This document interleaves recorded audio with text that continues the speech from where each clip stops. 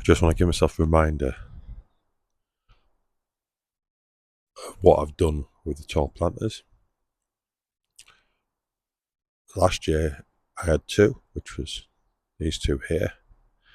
At the end of last season, I put in some perennials on the top. It's in one of the previous videos, so watch back over. So I did actually record that one. And then I filled it full of bulbs. And I wanted to see if it would work. Would the perennials come and go? Would the tulips then fade away? Would the perennials then fade away and allow the tulips to come through? So I've done something similar again this year and refreshed the perennials, but I've got another couple of planters that I've just picked up, and the two slightly bigger. So in the two smaller ones, I've got a yellow helenium, and I've also got an agastache, which is a nice purple one, which I picked up. And underneath both of them is tulip bulbs, I think, that I've had that fresh bulbs that I put in. The reason why I say I think is because I did have a mixture of tulip and daffodil bulbs when I was doing these fall planters.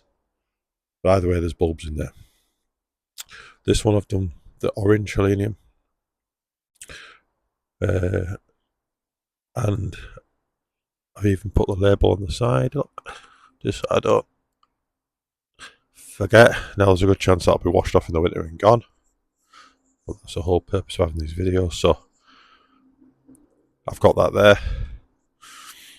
I've also got on the tables at the back over there some heleniums in pots that are smaller than this that I've picked up, I've collected, and I'm going to pot them on. And I'm going to follow something that Carol Klein does a lot, where she'll grow her perennials in big pots or biggish pots, the sort of pot you would buy something from a garden centre in. Maybe not as big as that pot there, about a little bit smaller than that pot, but a decent sized pot that you'd pay £15 for a plant in a garden centre. She grows them on in pots and then brings them out to pot up the beds fully in flower. Whether that's echinaceas, whether that's heleniums, Rebecchias. So I'm going to give that a go, and that's why I've got some in pots and some in here. The agastache as well, I've took loads of cuttings of that to make some more plants.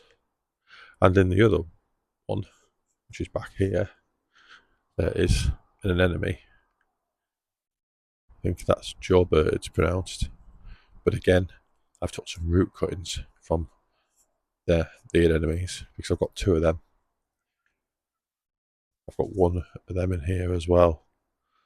And I'm going to be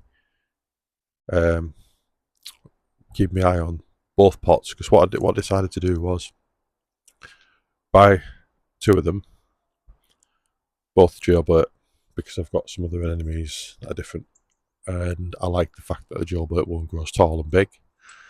I would like it in the border, so I'm going to obviously add some more colour to the border on the right hand side next year as we start to sort of develop and progress, but I'm going to add more colour into there, and I wanted the anemone to be one of them, but I don't want to lose it.